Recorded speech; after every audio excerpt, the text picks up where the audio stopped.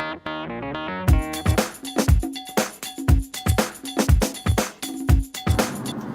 everybody, how you doing? This is October 6th, 2012. I'm driving out to Abbotsford right now, driving in the beautiful Fraser Valley and heading out to meet a client to show some properties to. And that client came to me as a referral from a past client from there, and he actually works with a guy who he's been talking to and saying, hey, I need to buy a condo. And his buddy, I'm meeting him at 4:30 to show him a place, so that's kind of cool. But that's how this business works. It's business begets business, and if you're working and you're meeting people and you're treating them well and they get excited about how you treat them, they start talking about it to other people, and all of a sudden business starts coming, and that's pretty cool.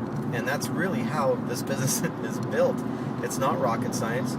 Treat people well, give them great service, stop belly aching about the business, be thankful for the business you got, and work with the people that you're working with.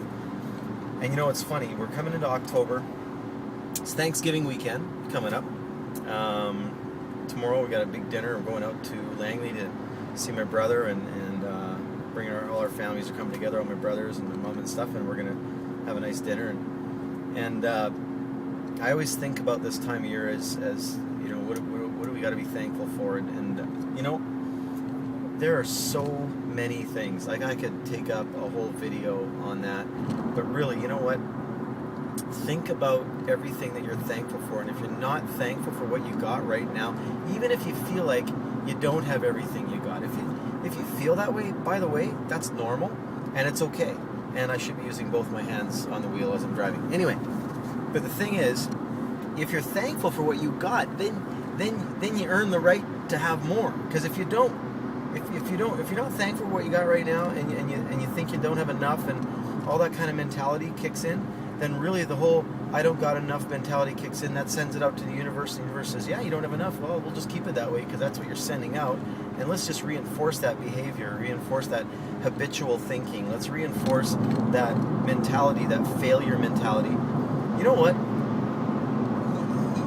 Really, your family is where the love in your family and your home is wherever you're living. And if you feel like, well, I need more space, or I need a better house, or all this kind of stuff, or I need a better car, or I need to have more money in the bank, I need to quit trying to think about the next month and all that kind of stuff. You know what? If that's the way you're thinking right now, that's restrictive thinking. You're taking away the opportunity for everything else to come to you. And you know what?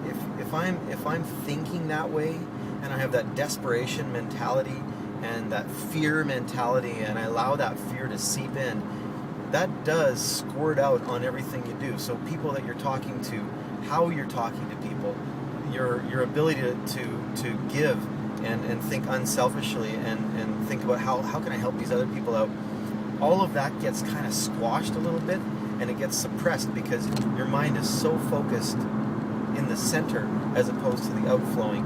And when you're thinking that way, what ends up happening is you restrict, you've kind of plugged up the opportunity for stuff to flow to you. So I don't know if it's Thanksgiving weekend. I thought, you know what, I'm going to do a little vlog thing while I'm driving down the road to Abbotsford, because I've been thinking about some things. I was thinking about Thanksgiving and all that, and you know, we really just need to focus on being thankful, and being thankful for the attributes, for the wisdom you're creating. When you go through challenges, you know what, that's great. Go through challenges because that helps you become a better person. But you got to work through those challenges, not thinking about the challenge, thinking about the solutions to get through it.